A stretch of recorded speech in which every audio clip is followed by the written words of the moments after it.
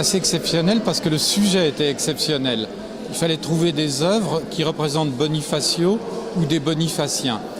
Et je suis resté dans une fourchette de 100 années, 1900-2000, et l'idée c'était de montrer à la fois des peintres corses et éventuellement originaires de Bonifacio, et de montrer des peintres qui sont venus à Bonifacio, qui y ont séjourné, comme Georges Artemov par exemple, ou de montrer des peintres qui certes sont passés quelques jours seulement à Bonifacio, mais qui en tous les cas en ont fait des œuvres d'art assez remarquables.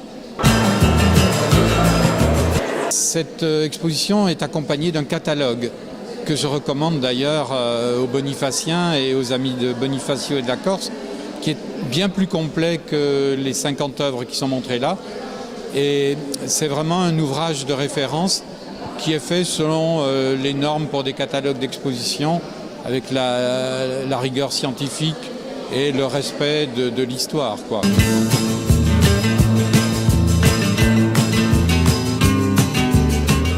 La journée du patrimoine, c'est un événement très important pour Bonifacio.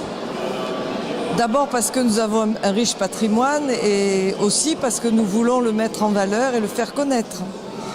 Donc la journée du patrimoine est importante pour nous, c'est un fait marquant. Le reporter photographe qui nous a confié un certain nombre de photos qui sont en différents points de la ville, qui nous expliquera comment il a, au cours de sa carrière de photographe, fait ces différents portraits et pourquoi il a voulu les mettre à Bonifacio. Et en même temps, il nous expliquera bien entendu sa façon de voir finalement le monde à travers ses physionomies humaines. Et l'exposition, c'est fenêtre de l'âme, mais c'est aussi fenêtre du monde.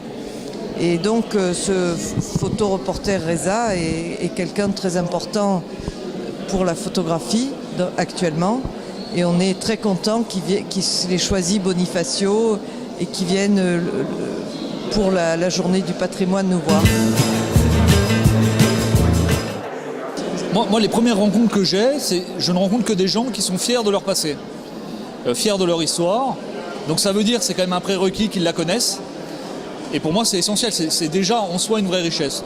Donc aujourd'hui, la vraie chose, c'est de ne pas regarder vers le passé, mais bien de s'appuyer sur le passé pour construire un avenir, mais sans renier quoi que ce soit, en assumant tout. Il y avait Élie Denoy de Saint-Marc qui vient de décéder, qui disait que ça ne sert à rien de faire des conjectures sur le passé.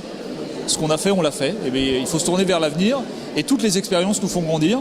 Et je pense que le patrimoine corse et la fierté du peuple corse permet aussi de construire un avenir qui, à mon avis, devrait se construire sur les meilleurs auspices. Mais j'ai la chance de vivre avec un peintre que j'adore, qui est mon époux, et voilà, qui est un grand peintre. Alors voilà, c'est la raison pour laquelle ces deux toiles sont là aujourd'hui, ce soir.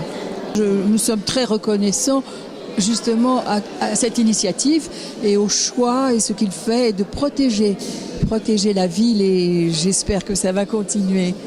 Marie-Josée est née à Bonifacio, donc elle n'a pas fait le choix, elle l'a fait plus tard en y revenant.